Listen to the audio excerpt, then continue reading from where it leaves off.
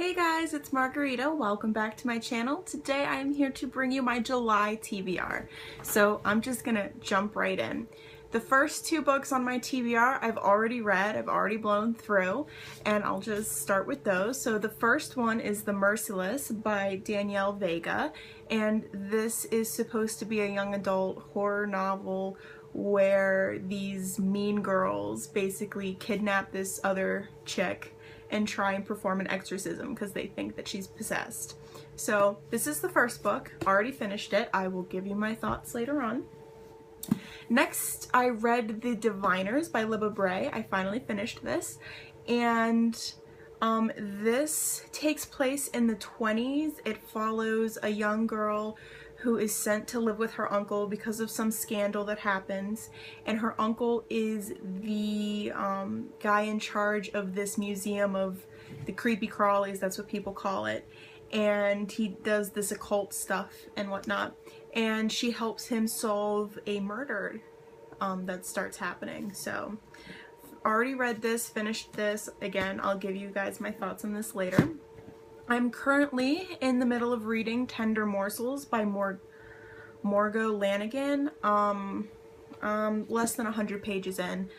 I feel like I might have already read this book or started reading this book a while ago because the first 3 chapters seemed so familiar. I knew what was going on. So I don't know if that bodes well, because that might mean that I started this and I hated it and I forgot. So we'll see if I finish this. So far, so good. It's not great. It's not the worst though. So it's too early to tell how I feel about this, but I'm currently reading this. The next book is The Prisoner of Heaven by Carlos Ruiz Zafón. This was on my TBR for last month, I believe. I never got around to actually reading it, but this is a companion novel to The Shadow of the Wind, which I absolutely adored. So this follows the same characters, it's just a different storyline. So super excited to read this.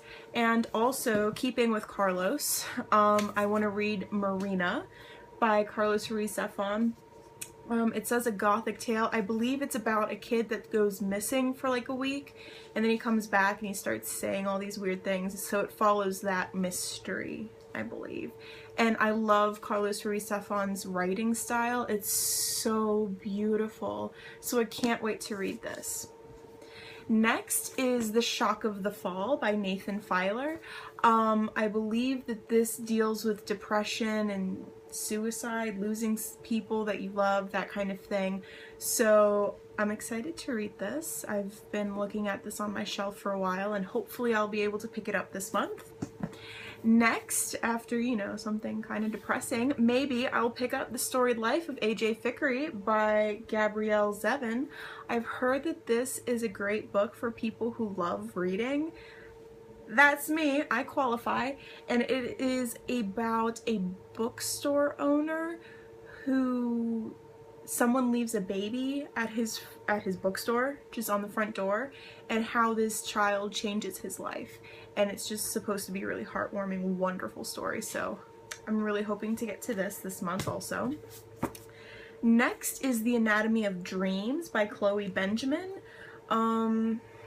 Being perfectly honest with you, I forgot what this is about, but I remembered really enjoying the synopsis.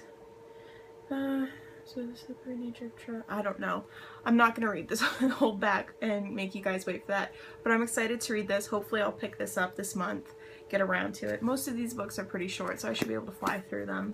And then the last book that I have picked out is A Court of Thorns and Roses by Sarah J. Maas. I've heard mixed things about this, and I haven't read Throne of Glass by her yet. I'm just still kind of not in the mood to read about assassins at the moment. But this revolves around the Fae, and I tend to really like stories that revolve around the Fae, so I'm hoping to enjoy this. Again, I've heard some really mixed reviews. Some people really loved it, some people really hated it, but I know that a lot of people really loved the second book, so that's why I picked this one up with the hopes of getting towards the second book later on. So that's it. That's all I have set aside for reading this month, but as per usual, I'll read whatever I want. These are just things I'm going to have on my nightstand once I finish a book. figure out what looks good from there. I might read more, I might read less. I like to give myself a wide enough selection that I don't feel restrained to a certain set of books so that I can, you know, enjoy my reading month.